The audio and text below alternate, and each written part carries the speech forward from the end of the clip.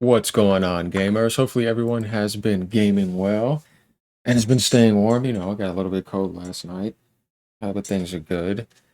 So we've talked about this RAM crisis issue before, right? And then we talked about how PS6 needs to be delayed. Even the Magnus needs to be delayed, though it's not as important as delaying these. And if the Switch 2 also is going to get a price increase, which I think Nintendo should, and we're going to be talking about that in this video.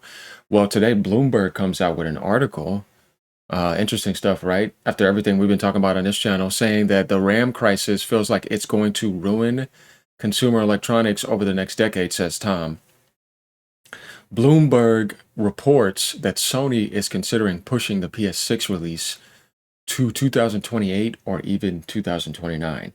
Now, I've told people that, yeah, I think most likely that's going to happen. You got some people thinking 2027. I'm like, nah, I don't think so. Not with this going on. Maybe if all the market conditions were perfect, late 2027. But even then, I would think a little bit later than that. Maybe the Magnus. So obviously, this RAM crisis is still something that, even though Sony said they secured all the way to 2026, pretty much the rest of this year, possibly, right? Because that's what they said. I don't know why Bloomberg was coming out after that. Um, they're reporting that they're considering, and I don't think Bloomberg's going to say something like this on an accident. So obviously, that this must have been something they recently were looking into, because maybe Sony has something going on in 2027 where they can't secure it. Things can pop up out of nowhere. You know how that is. So going down to the highlight right here, where it says Sony Group Corp, it says Sony Group Corp is now considering pushing back the debut of its next PlayStation console. It says the debut to 2028 or even 2029, according to people familiar with the company's thinking. So yeah, people at Bloomberg that are familiar with Sony's thinking, that have had some conversations with them, are telling them it's going to be in that window. And personally, I think late 2028 is the perfect launch window for PlayStation 6. That's what I think. 2029 means that you got to do it because you don't have a choice. And 2027 messed up your supply chain and you didn't get the deals that you wanted, so you had to push stuff back probably like 6 months or whatever. Because remember what I said, like when you're doing this, not only do you not have to get the parts, but you have to get the models together with the original parts, and then you have to put out the dev kits and make sure they're actually good so that they can reach developers. And then once they test them, you see how things go. And then they send it back to you, and you got to fix any issues with that. So that takes time. And then if everything is fine, you start mass manufacturing. So you have to make a deal and get millions and millions of parts. And they're trying to make sure that does not make it to where they have to charge more money for the console, because Sony doesn't need to worry about that. They could delay because the PS5 is doing so good. So that's where it's like, okay, I can do that. Then you got to make your hardware manufacturing deals with Walmart, Target, Best Buy, Amazon. You know what I mean? You have to do all that stuff. So all this has to be thought carefully. And if Sony has to push things back a year to get the right deals, because they want to sell the PlayStation, as we saw, they're not doing full RDNA 5. They want to sell the PlayStation 6 at the right value and right price. So if that means pushing things back, yeah, they're going to do that. Plus, this generation needs to be finished off strong because of the Unreal Engine 5 slop nonsense, rushing out games, canceling games. We all know that. So that extra year is needed regardless. And you want to enjoy the Pro a little bit more. So I think no matter what, that is going to happen into 2028. As I always said, 2028 late is something that I think is the sweet spot for the PS6 launch. So going and reading the rest, it says that would be a major upset to a carefully orchestrated strategy to sustain user engagement between hardware and generations. No, not really, because everybody already spoke their piece. People wanted the PS5. So PS4 got its generation. People wanted the PS4 because of what happened with the PS3. You know what I mean? This time around, it's different because of diminishing returns, and people are happy enough with that, and they didn't fully optimize that yet. So people were saying that they're okay waiting on the PS6, and Sony has to do this right by seeking with the wants of the community, which is engaging. You know what I mean? And finding the balance price point on this insane market where nothing goes down and everything keeps going up and backwards, which is dumb. So no, I don't agree with that. I don't think that that's going to upset orchestrated strategy. I think they need to get the right orchestrated strategy to sustain the user fluidity of people still buying millions of PlayStations, when they launched the PS6. and it's not just sitting there too expensive looking to people. You know what I mean? But compared to everything else, I think the price of the Magnus, even the Steam Machine, I think it's going to be more expensive or around the same price. No, I don't think so. I think the Steam Machine will be more expensive than the PS6, which is crazy. But as Valve said, that you're selling that like a PC, though. You're not selling that like a console. So, hey, but still, though, it's something that's going to be interesting. Or maybe they may drop it by then because the market's going to get better. I don't know. We need to find out the original price first. Now, going down to Nintendo, it says close rival Nintendo Corporation or company, which contributed to the surplus demand in 2025 after its new Switch 2 console drove storage card purchases, is also contemplating raising the price of that device in 2026. People familiar with its plans said, same thing again as I said with Sony as well, that they think that Nintendo may do that. Here's my thing. I remember the president was saying that he wants to build the user base first. And I think with how much money Nintendo made in profit, if they have to, they need to subsidize a bit. Even if they have to do some accessory price up or something else, do that instead of the hardware. Because you're trying to build up and reach that 100 million. You're in a good position. You broke the record. Your software sales are pretty good. Nintendo Switch Online is pretty good. You're pretty much the same user monthly base as Sony, almost 130 million, something like that, both of them. I mean, you're doing exceptionally well.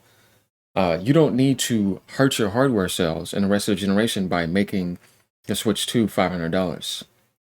Unless you plan on doing a 25 price increase, but even then, there's no need for them to jack the price up of the Switch 2. You can be fine at that, Nintendo, and I don't think you should do that. Like I said, build up as much as you can. Even Sony's still trying to build, and they were doing deals. If they're doing it that late, Nintendo, you have to do that for the rest of the year and do not jack the price up of the Switch 2. It's not worth it. And that's what I think about Nintendo Switch 2, is that you got Pokemon Gen X coming. You know, you got the remakes of the Pokemon coming. You got Duskblood coming. You got the next mainline Mario coming. Man, get up to that 45, 50 million range and then see how things are. Things may have been died down by then, and you can just keep that price there and then never drop it. That's better than raising the price. You see what I mean? I don't think Nintendo needs to raise the price at all. And at the end of this comment, it says Sony and Nintendo representatives didn't respond to request for comment. So they're not coming in saying Nintendo declines what Bloomberg said. Sony declines what Bloomberg said. They're both just looking and not saying anything. Because obviously there's people here that has to get answers at Bloomberg. Now going down in the comments, we got Roberto saying, I don't know why anyone wants a PS6 when we don't even have the games for the the PlayStation 5. Well, yeah, you got to finish off that generation very strong. That's what I'm saying. You need at least 2 more years. So that's a correct comment. And then you got Nuke. There's really not a RAM crisis, though. I don't know why people keep saying this. It is in a sense of it's being forced upon those who, let me just say, have nothing to do with that AI data push. The key is to have good suppliers, which they kind of have in that sense, but you know, you got to get RAM from somewhere. It has to be a foundation. Ones who will work with you through disruptions like this, but even at that point, people don't need to buy new parts. They can still utilize open box or used parts. They just choose not to. Yeah, I think some people care about their quality, so they don't want to deal with that type of stuff. Like, you can't really say there's really not a RAM crisis in a way. It has been manipulated by for AI data centers, AI feed by NVIDIA and all of those in the PC part world, and companies that don't make video games. Obviously, when you think about Samsung and Hynix and stuff like that, where it's like, yeah, they're affecting every other market. So in a sense, could there not have been one if they didn't choose to focus too much on AI? Yeah, of course. But that's not an intelligent comment because it's pretty obvious. Because Sony even said that they've secured enough. They didn't try to manipulate it. You get the idea of like, no, there's something going on here. And obviously you want lifetime agreements as well. So he says, I can't even see why we need a PS6 right now. I feel like games aren't even pushing PS5 hardware right now anyways. The problem with the report is they aren't reporting anything they have actually heard. They are guessing based on how they think Sony thinks. Notice that it doesn't say based off of people familiar with the company's plans. This is a piece looking for clicks. Well, here's the thing. I get what you're saying. There's nothing wrong with that point of view, by the way. I think for the most part, the Nintendo is not going to jack the price up. And if they do, that will be disappointing. And Sony said it themselves. It was officially said from Sony that they have secured 2026. So I think that's stuff for PlayStation 5, but we're talking about getting parts for PS6 right now in this current market. Obviously, they want to start manufacturing next year, like getting stuff ready, maybe summer or whatever. They usually let you know when they do that. So, yeah, they're going to want their deals, and there could be a pushback because of that. I think that may be the case. Even Sony themselves said that they may delay it. It's not going to be 2027. So, I don't know. We can't clarify that Bloomberg is just guessing or if they got some inside information that told them some stuff. As far as I'm concerned, you guys let me know what you think about this too. RAM shortages from AI demand is biting deep. Sony I in 2028, 2029 for PS6 makes total sense. Consumer hardware is paying the real price here. That's the thing. They can't afford to do that. PlayStation is a massive part of the Sony company. They have to get that right. Nintendo has to get their stuff right. Microsoft can be okay because Xbox is not a massive part of Microsoft where they pull in a whole bunch of money. So a lot of people have always said they don't care about PlayStation 6 getting delayed. They can wait past 2027. So I think all of this is okay. So this guy's a smart move regardless of the RAM shortage. Lots of people haven't even upgraded to a PS5 yet. Developers should work on optimizing their games more. I don't know about that. There's 90 million PlayStation 5s. I would say more like the Switch 2 is in a situation where Nintendo needs to wait to at least half get there. So, and even then, don't do that. You don't need to. Just don't drop the price. But there we have it. That's pretty much the response here. You know, as you go to the Bloomberg articles, they like to wall off stuff and try to get you to pay for stuff. So it's like, get out of here with that nonsense. So pretty much in conclusion here, guys, everybody's okay with this. Nobody would be okay with Nintendo increasing the price of the Switch 2. As I said, they don't need to. They can just keep it there and be fine, and they should have their own supply. I don't see that really being an issue here. And that's pretty much the conclusion of this video. If there's anything else, you guys, as usual, leave a comment down below. This guy says right here, this seems to align with the previous reports that Sony had been aggressively stockpiling GDDR6 RAM in order to build safety stock inventory. If you guys didn't know about that, they did. Sony usually likes to do stuff like that. So, yeah, I mean, like I said, I still get the questioning of familiar, though. Not what plans, and we have inside intel. It's kind of like Bloomberg wanting you to take them serious as like, oh, because Bloomberg says this, it has to be true. That's not necessarily the case. But yeah, peace out, guys. Keep gaming. You know how it is. Hopefully this AI bubble RAM nonsense bursts down and people wake up and realize that if you want to continue getting profit and making the consumer happy, go back to what works. Stop being morons. Later.